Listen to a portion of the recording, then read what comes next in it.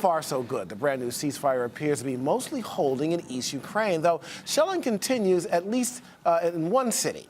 Well, the ceasefire agreement is a result of marathon talks in Minsk between Ukraine, Germany, France, and Russia, with Russian President Vladimir Putin adding his signature to the deal. It's hoped that the rebels will adhere to the terms. Now, the agreement calls for a demilitarized zone, with both sides pulling back their forces. Ukraine's President Petro Poroshenko is warning that tension and fighting will continue. He did get some good news, though. The International Monetary Fund announced a multi-billion-dollar aid package for Ukraine's struggling economy, and that might be the key. Steve Acunto is with the Counselor Corps College, of course, a frequent guest of ours here. First of all, can this ceasefire hold, in your opinion? Well, it's held for what? How many hours? How many minutes? It can. Unfortunately, peace, peace, you can write it two ways. It could be how much of a peace will actually be fought over continually, because I don't think the rebels will suddenly get an email and stop fighting. But I do think the Russian economy plays very heavily into keeping this steady. So basically, in fact, even before we get to that, because I want to talk about this, because it's always dollars and cents. We've got this multi-billion-dollar aid package to Ukraine by the IMF here. But what is different with this agreement now than one that was presented about a few months ago, I think back in September? I mean, to me, it's a carbon copy, and that was shut down. A little bit. I mean, Minsk 1 was simply not as strong. First of all, the United States is, the Obama expression, leading from the rear. I don't like the expression, but actually it just worked. Because the saber rattling here, the drum beating in the Senate for intervention in the Ukraine, the influence of the U.S. and the IMF deal, that of the allocation of $15 billion or $17 billion to the Ukraine, the U.S. has been a factor, number one. Number two, right now Russia is in the dumpster economically. The interest rates are at 15%. The ruble is at 50% of value.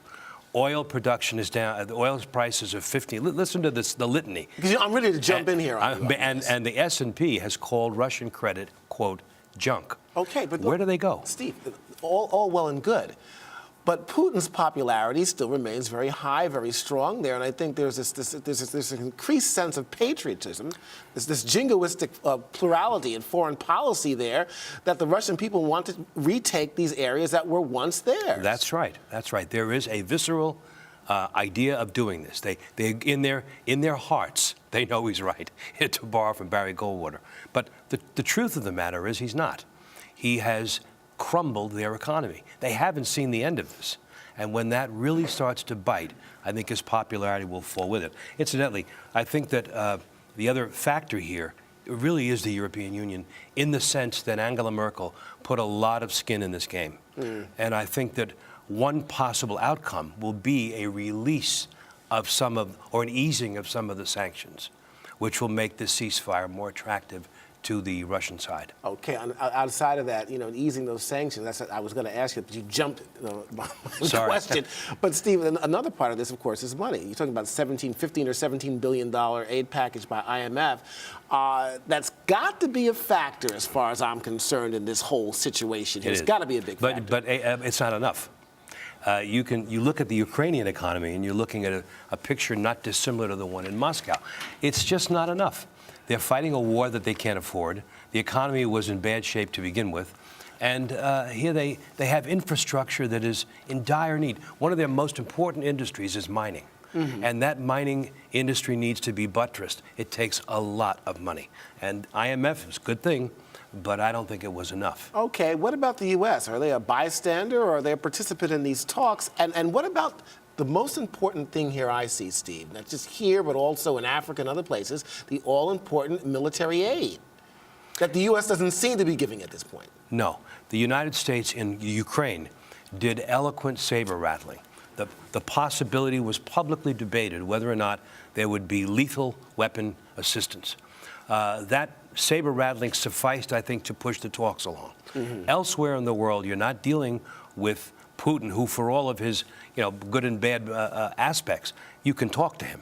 Elsewhere, where you're dealing with people with whom you cannot talk, it will probably take lethal force. I don't think the United States would back down from that.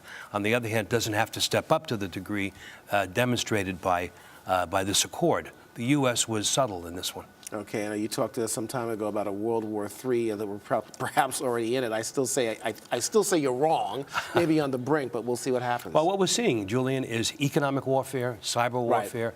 We don't feel it immediately, but it's there. We'll be talking more about that. Steve Acunto, thank you, sir, as always. Julian, thank you. All right. Coming up, Nigeria's president makes a dramatic vow. We'll tell you about that when Arise Review continues. Stay with us.